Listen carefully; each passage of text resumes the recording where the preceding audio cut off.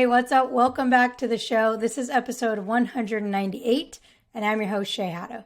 So in today's episode, we're going to be talking about how to quiet the mental chatter that goes on in your head. So the reason why I wanted to talk about this episode is because a couple weeks ago, I was really struggling with my mental chatter. I was like talking to myself over and over and over again and ruminating on kind of the same problems over and over and over again. And one day I was like, oh my gosh, like I'm always thinking about some kind of problem. And it started to kind of affect my mental health. And I started to get a little bit just burnt out with being with myself. And we actually talked about this on one of my coaching calls with the girls I work with.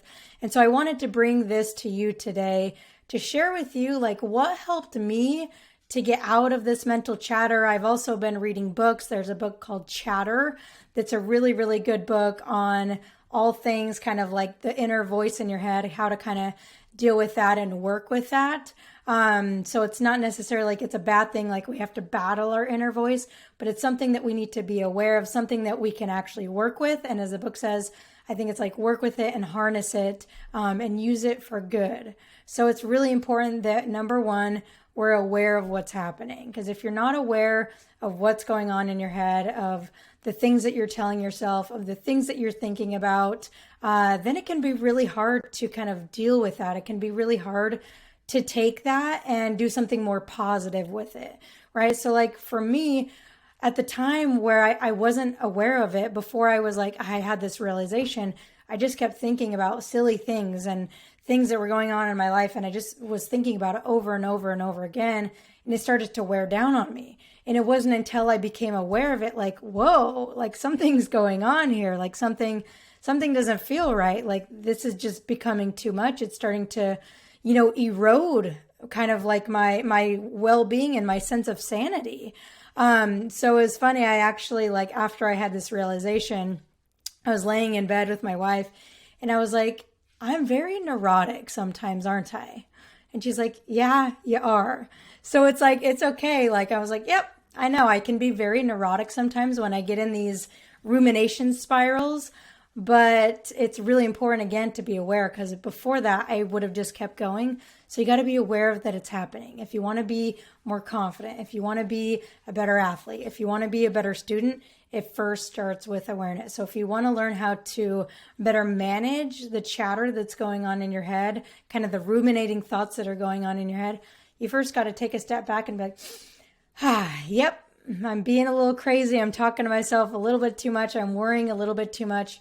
And that's what it is. And it is what it is. And it's okay. Like, don't get hard on yourself for, like feeling that way and thinking that way. But you just got to be aware that it's happening so that you can take it and use it in a more productive way. All right. So the second thing that I really like to do that I think helps me the most is journaling about it. So when we journal about it, it allows us to kind of like zoom out, right? So when we're thinking about it, we're really like stuck in the so-called problems. We're stuck, we're in it, we're experiencing it, we're feeling it, and we're not able to like look at it from a kind of outsider's point of view. But by journaling about it, number one, you're able to really get all your thoughts out, and it allows you to stop kind of going in circles. So for me, if I'm ruminating about something, it'll just kind of be the same thing over and over and over again, and I don't get anywhere with it. It's like I'm on the treadmill, right? It's just like I'm on the treadmill. But as soon as I start to journal about it, it's like I'm actually moving forward. I'm actually moving towards either not thinking about it or moving towards a solution. So if you find yourself ruminating about the same thing or really worrying or having these anxious thoughts, grab out a journal and literally just write down what you're thinking. Just there's no filter. There's no necessarily needing to solve the problem as you're journaling. But as you'll see, as you journal, as you just get all of your thoughts out onto paper, number one, it'll probably help you solve the problem a little bit easier. But number two, it kind of removes you from the problem so that you can take an outsider's point of view, right?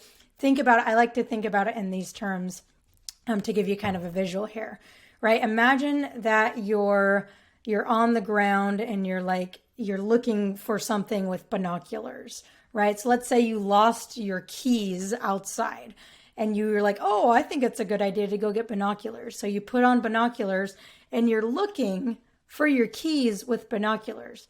Is that going to be hard to find? Yeah, it's probably going to take you a really hard time because the lens is so small on binoculars and it's so close up and you're in it, right? But imagine that you were able to be like a bird and climb to the top of the tree. And obviously you're not too far, but you're kind of removed from it and you can really look and you can scan.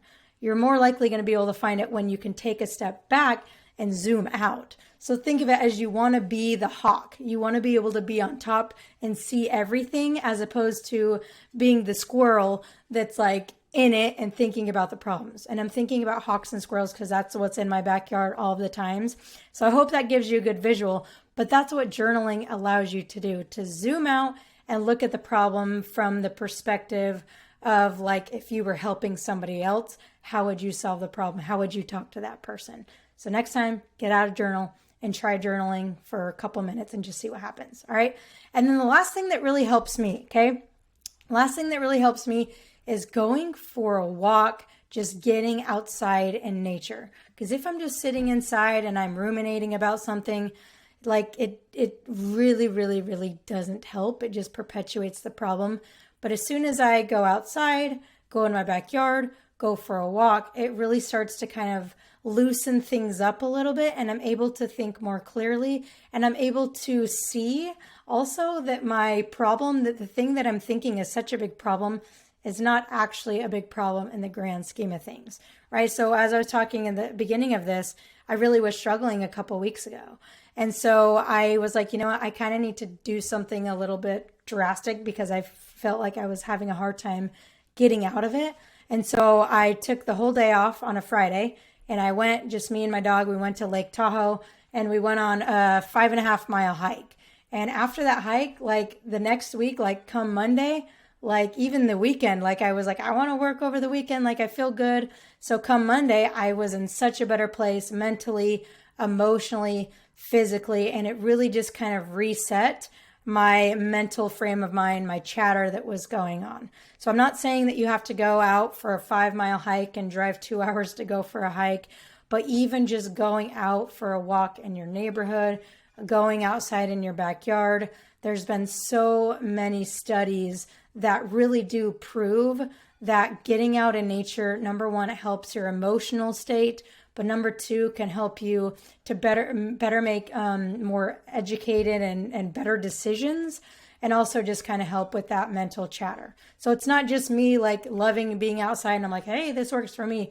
Although it does work for me, there's actually research to back up the power of everything that I'm saying, including journaling and definitely including getting out in nature, walking, moving your body, just being a part of something bigger than your own little world.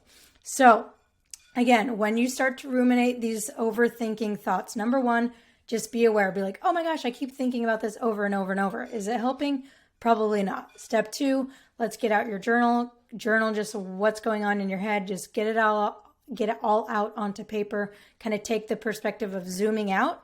And then number three is just going for a walk, get moving, get outside in nature, and you'll really see that whatever you're thinking about is really not that big of a deal. And then you can go think about other things that are more productive. You can solve the problem instead of just being in this rumination state, which isn't very helpful for your mental or emotional health. So I hope this episode is helpful for you. If it was, I really would appreciate if you'd spend just even a minute or 2 minutes giving us a review on iTunes so we can continue to grow the show. Also, if you want to learn more about how you can work with me, how you can, learn about these things in more depth with other girls that are going through the same thing, definitely check out the Alpha Empowerment Circle, where it's our membership community for parents and athletes, where we have coaching calls, we have awesome discussions, and we have a support system to help you through every part of your journey. So again, thanks for checking out the episode, and I'll catch you next week.